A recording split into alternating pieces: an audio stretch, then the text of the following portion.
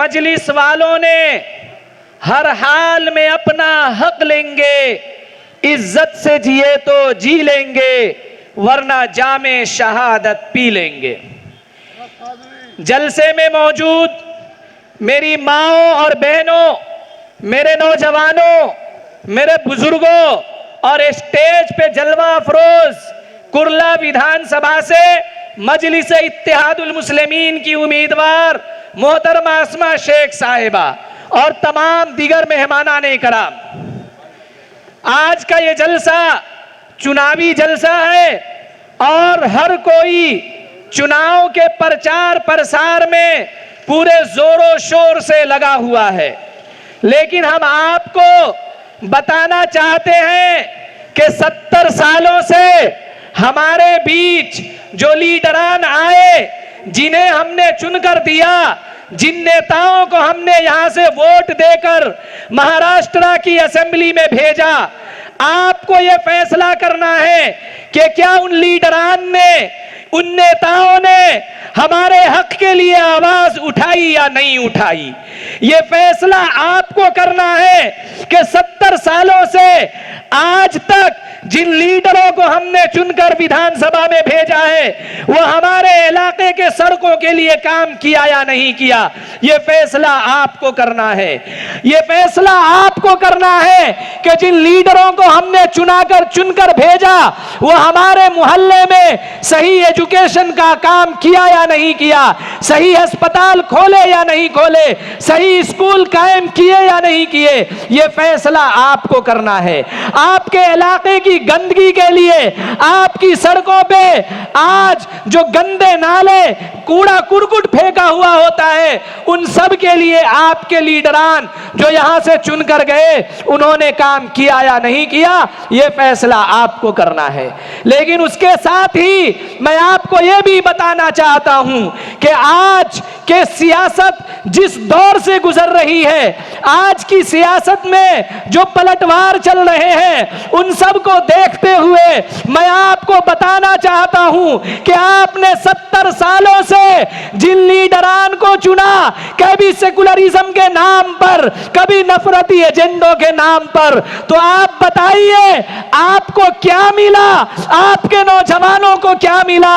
हम और आप सिर्फ और सिर्फ इनके झंडे ढोते रह गए, इनके लिए नारेबाजी करते रह गए। लेकिन बताइए क्या हमें इन लोगों ने कुछ दिया? यह फैसला आपको करना है।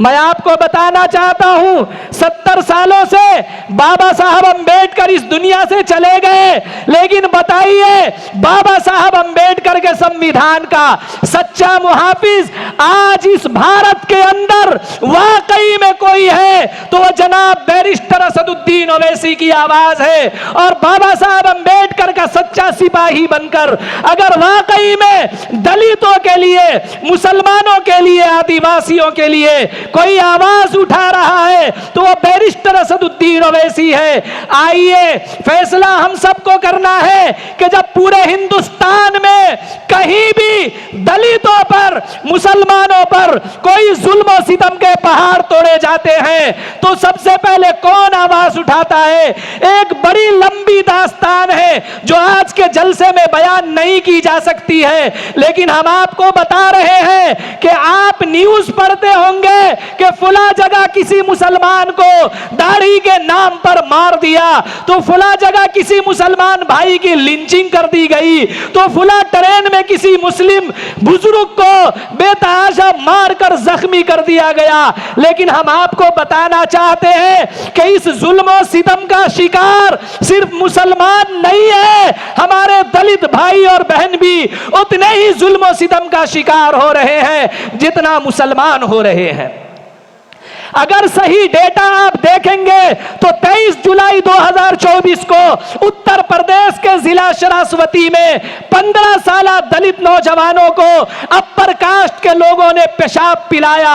अगर 18 अगस्त 2024 को कर्नाटक के कोपल जिला में एक दलित शख्स को सिर्फ इसलिए मारा गया कि वो बारिश से भीगने के डर से एक अपर कास्ट के लोगों के दुकान में छुपने की कोशिश कर रहा था, 30 अगस्त 2024 को एक दलित औरत का रेप किया और रेप करने वाले का नाम रंजीत और सचिन था जो अपर कास्ट से ताल्लुक रखता था। मेरे भाइयों, ये डेटा बताने का जरूरत ये है, ये डेटा बताने का मकसद ये है कि अगर आप ये सोच रहे हैं कि सिर्फ मुसलमानों पे जुल्म हो रहा है, नहीं मेरे भाई, मुसलमान इनके हार्ड टारगेट पर है और दलित इनके सॉफ्ट टारगेट पर है। मुसलमानों को मारकर ये वीडियो वायरल करते हैं ताकि इनके अंदर डर और खौफ का माहौल पैदा किया जाए, और दलितों को मारते हैं और उनकी वीडियो भी वायरल नहीं किया जाए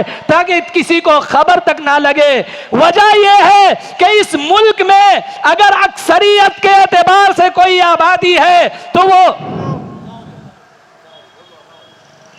अजान हो रही है, थोड़ा वक्फा ले।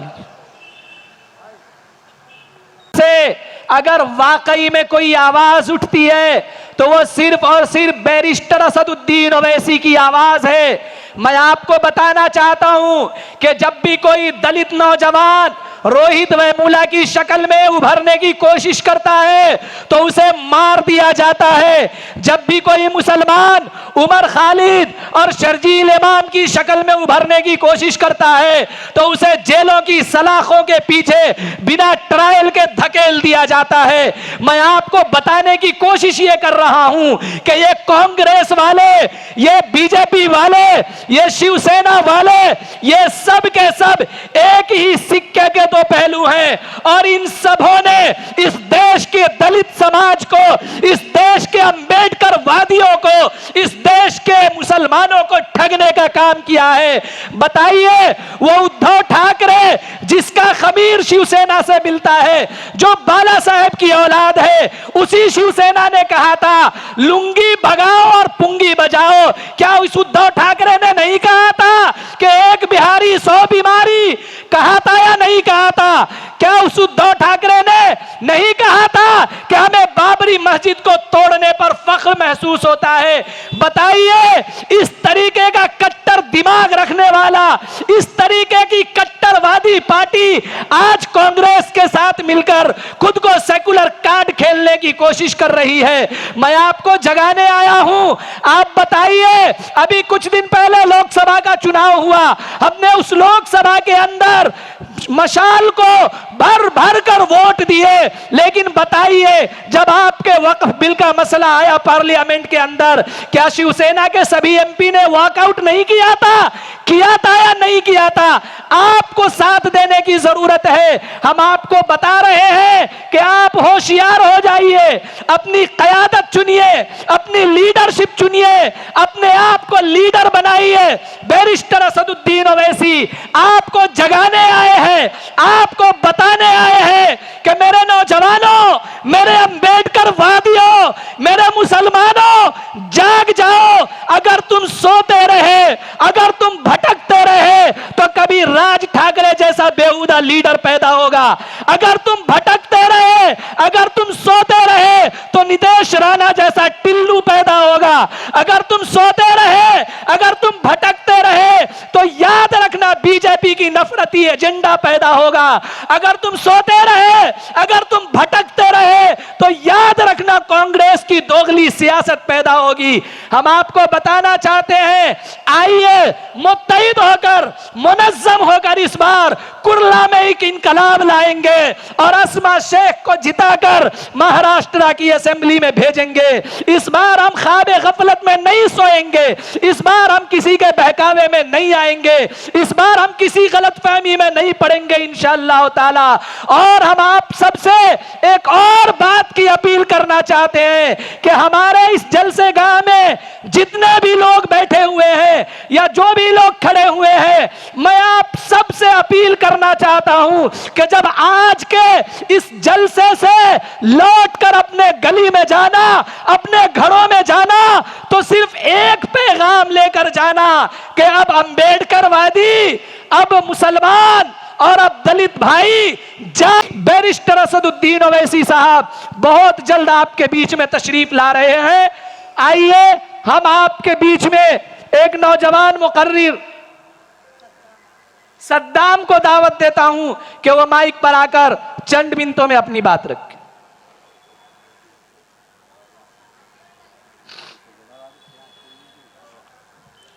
अस्सलामु अलैकुम वरहमतुल्लाहि वबरकातुहू। भाई थोड़ा सा इको जो है थोड़ा सा बढ़ा दें। हज़रात गिरामी, आप तमाम लोगों को ये बताना चाहता हूँ कि आज के इस प्रोग्राम में हम सुनने के लिए जनाब असदुद्दीन ओवैसी साहब को आए हैं।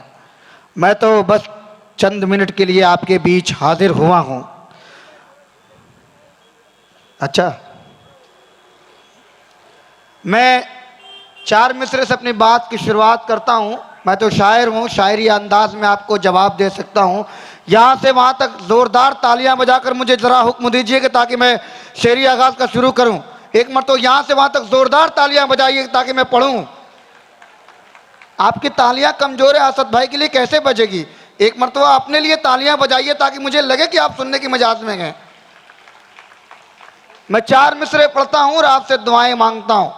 ये तमाम जो नफ़रत की सियासत चल रही है, जो नफ़रत के लोग हिंदुस्तान को चला रहे हैं, 4 मिसरे उन्हीं के हवाले से पढ़ता हूँ। मुलाहिजा करें, करो, कोशिश करता हूँ, सुनिएगा। कि चाय बेचने वाला पूरा भारत बेच रहा है। यहां से वहां तक आपको लगे कि मैं सच बोलता हूं तो मुझे बताइएगा सुनकर। चाय बेचने वाला पूरा भारत बेच रहा है।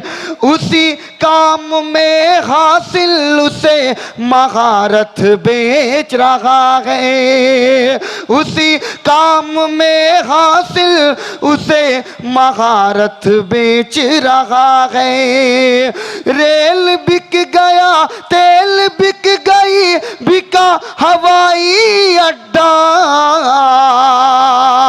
अगला मिसरा सच्चा लगे तो यहां से वहां तक आप तालियां बजाकर मुझे बताइएगा कि रेल बिक गया, तेल बिक गई, बिका हवाई अड्डा।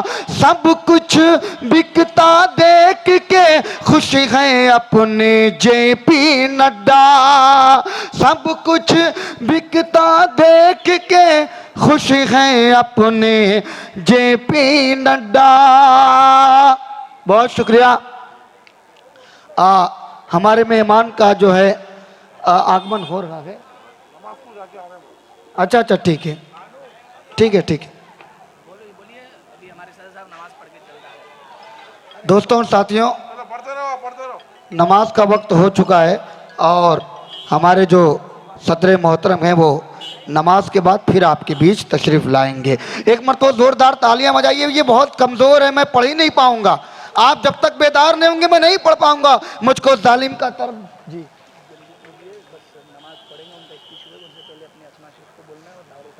जी जी मैं हमारी बड़ी मोहतरमा बड़ी बहन आसमा शेख एमएलए का चुनाव लड़ रही हैं। दोस्तों और साथियों, आसमा मैडम वो शख्सियत हैं कि जिनका तारुफ कराने के लिए मुझे कुछ कहने की ज़रूरत नहीं है। मैं एक नज्म पढ़ता हूँ और आपसे दुआएं मांगता हूँ। कितने लोग आसमा मैडम के हवाले से सुनना चाहते हैं? ज़रा तालियां बजाइए। वही नज्म पढ़ के फिर मैं अपनी जगह लेना चाहता हूँ। मैं कोशिश करता हूँ और हिम्मत करता हूँ। सुनिएगा दोस्तों कि एक दिया जल गया आज तूफान में।